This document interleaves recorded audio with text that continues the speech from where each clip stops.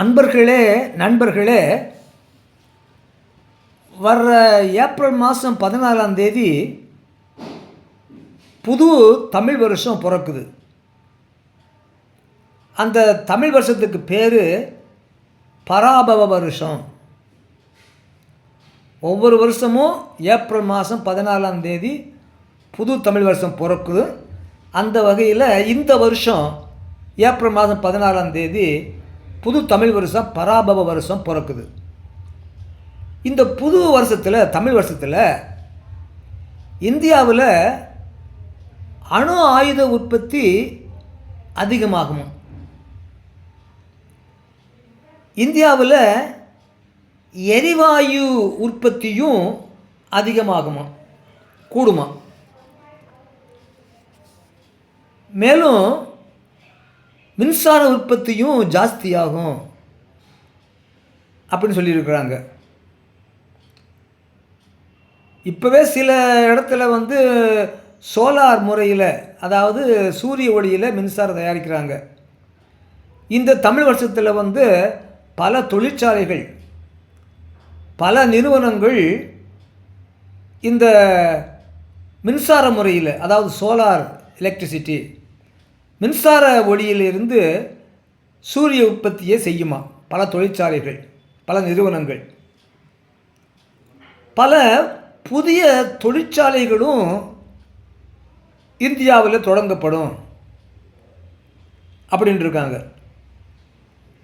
இப்படி இந்தியாவில் பலவிதமான முன்னேற்றங்கள் ஏற்படுவதை வச்சு உலகத்தில் உள்ள வல்லரசு நாடுகளெல்லாம் இந்தியாவை பார்த்து பெருமைப்பட்டுவாங்க, பெருமிதமாக பேசுவாங்களா. ஆகா, இந்தியா நல்லா முன்னேறி வந்திருக்கு அப்படின்னு வல்லரசு நாடுகள்லாம் இந்தியாவை பார்த்து பெருமிதம் அடைவாங்களாம். அதே சமயத்தில் ஒரு புது வைரஸ் உருவாகுமா இந்த தமிழ் வருஷத்தில். அந்த வைரஸ்னால் தொற்று நோய் பரவக்கூடிய அபாயம் இருக்குது அப்படின்னு சொல்லியிருக்கிறாங்க. கல்வி நிறுவனங்கள், கல்லூரி, பள்ளிக்கூடம் இதெல்லாம் நஷ்டத்தில் போகும். படிச்சுட்டு டிகிரி வாங்கின பட்டம் படித்த பட்டதாரிகளுக்கெல்லாம் வேலை கிடைக்கிறதுல சிரமம் ஏற்படும் அப்படின்னு சொல்லியிருக்கிறாங்க. ரஷ்யா, ஜெர்மனி, ஜப்பான், சீனா, ரஷ்யா, ஜெர்மனி, ஜப்பான், சீனா இந்த நாடுகள்லாம் இந்தியாவுக்கு நல்ல உறுதுணையாக இருப்பாங்க அப்படின்னு இந்த விவரங்கள்லாம் ஆற்காடு பஞ்சாங்கத்தில் சொல்லியிருக்கிறாங்க. ஆற்காடு பஞ்சாங்கத்தில் சொல்லியிருக்கிறாங்க.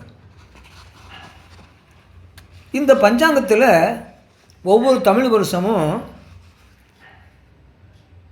ஒவ்வொரு ராசிக்கும் ஆதாயம் எவ்வளவு இருக்குது, விரையும் எவ்வளவு ஆகும் அப்படிங்கிற ஒரு கணக்கும் கொடுக்குறாங்க. அதில் மேஷ ராசிக்கும் விருச்சிக ராசிக்கும் சொந்தக்கார செவ்வாய், தனுசு ராசிக்கும் மீன ராசிக்கும் சொந்தக்காரர் குரு பகவான், வியாழன் என்ற குரு பகவான். கடகராசிக்கு சொந்தக்காரர் சந்திரன். இந்த தமிழ் வருஷத்தில் குரு பகவானுக்கு ராஜா பதவி கொடுத்துருக்காங்களாம். ராஜா பதவி கிடைக்க போகுதான். செவ்வாய்க்கு மந்திரி பதவியாம். சந்திரனுக்கு சேனாதிபதி பதவியாம். குரு ராஜா, செவ்வாய் மந்திரி, சந்திரன் வந்து சேனாதிபதி. இதெல்லாம் உயர்ந்த பதவிகள். மற்றவங்களுக்கெல்லாம் நீரசாதிபதி, தானியாதிபதி அப்படின்னு, பசுநாயகர் அப்படின்னு வேறு வேறு பதவிகள் கிடைக்குது. இந்த குரு, செவ்வாய், சந்திரன் 3 பேருக்கு மட்டும் உயர்ந்த பதவி. குரு ராஜா, செவ்வாய் மந்திரி, சந்திரன் சேனாதிபதி. இந்த ராஜாவாக இருக்கிற குருவுக்கு சொந்த வீடு தனுசு ராசியும் மீன ராசியும். இந்த தனுசு ராசிக்கும் இந்த குரு சொந்தக்காரனாக இருக்கக்கூடிய இந்த தமிழ் வருஷத்தில் ராஜாவாக இருக்கக்கூடிய வரப்போகிற அந்த குரு பகவானுடைய சொந்த வீடு தனுசு மீனம். அந்த மீன் 2 ராசிக்கும் இந்த பராபவ தமிழ் வருஷத்தில் ஆதாயம் அதிகமாக, விரயம் குறைவாக. ஆதாயம் எண்ணிக்கை 14 கொடுத்துருக்கு, விரயம் எண்ணிக்கை 11 கொடுத்துருக்கு. ஆக இந்த தனுசு ராசிக்கும் மீன ராசிக்காரங்களுக்கும் இந்த தமிழ் வருஷத்தில் விரயத்தை விட ஆதாயம் 3 எண்ணிக்கை அதிகம். எண்ணிக்கை 3 அதிகம் தனுசு ராசிக்காரங்களுக்கும் மீன ராசிக்காரங்களுக்கும். அது மாதிரி சந்திரனுடைய சொந்த வீடு கடகம். அந்த கடகத்தில் ராசிக்காரங்களுக்கும் கடகராசிக்காரங்களுக்கு இந்த தமிழ் வருஷத்தில் ஆதாயம் 8 எண்ணிக்கை, விரயம் 2. ஆக கடகராசிக்காரங்களுக்கு விரயத்தை விட ஆதாயம் 6 எண்ணிக்கை அதிகமாக இருக்குது. கடகராசிக்காரங்களுக்கு விரயத்தை விட ஆதாயம் 6 எண்ணிக்கை அதிகமாக இருக்குது. ராஜா குரு இந்த தமிழ் வருஷத்தில், சந்திரன் வந்து சேனாதிபதி, செவ்வாய் வந்து மந்திரி. அந்த மந்திரியாக வரக்கூடிய அந்த செவ்வாய்க்கு சொந்த வீடு மேஷம், விருச்சிகம். அந்த மேஷ ராசிக்கும் விருச்சிக ராசிக்கு சொந்தக்காரனா செவ்வாய் இந்த வருஷம் தமிழ் வருஷத்தில் மந்திரியாக வர்றாரு. அவருடைய சொந்த வீடாகிய அந்த மேஷ ராசியிலையும் விருச்சிக ராசியிலையும் பிறந்தவங்களுக்கு ஆதாயம் 11, விரயம் 5. ஆதாயம் 11, விரயம் 5. ஆக மேஷ விருச்சிக ராசிக்காரங்களுக்கும் விரயத்தை விட ஆதாயம் 6 எண்ணிக்கை அதிகம். இந்த 3 ராசிக்காரங்களுக்கு தான், இந்த 3 கிரகங்களுக்கு கூட சொந்தக்காரத்தோட ராசி, இந்த 3 கிரகங்களுக்கும் சொந்தமான ராசியை சேர்ந்தவங்களுக்கு தான் ஆதாயம் அதிகம், விரயம் குறைவு.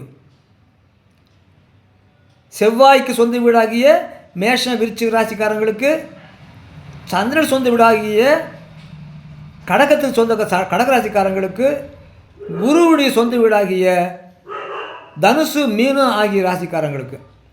மற்ற ராசிக்காரங்களுக்கெல்லாம் விரயம் அதிகம். ரிஷபம் துலாத்தில் பிறந்தவங்களுக்கு ஆதாயம் 6, விரயம் 14. மிதுனம் கன்னி ராசிக்காரங்களுக்கு ஆதாயம் 8, விரயம் 11. சிம்ம ராசிக்காரங்களுக்கு ஆதாயமும் விரயமும் சமம், 5, 5. மகரம் கும்பம் சனி பகவான் சொந்த வீடாகிய மகர கும்ப ராசிக்காரங்களுக்கு ஆதாயம் 2, விரயம் 8. ஆக மேஷம் விருச்சிகம் கடகம் தனுசு மீனம் ஆகிய ராசிக்காரங்களுக்கு இந்த வரக்கூடிய தமிழ் வருஷத்தில் ஆதாயம் அதிகம், விரயம் குறைவு. இப்படி இந்த விவரங்கள்லாம் இந்த ஆற்காடு பஞ்சாங்கத்தில் சொல்லப்பட்டிருக்கு. தெரிஞ்சுக்குங்க. நன்றி, வணக்கம், வாழ்க வளமுடன்.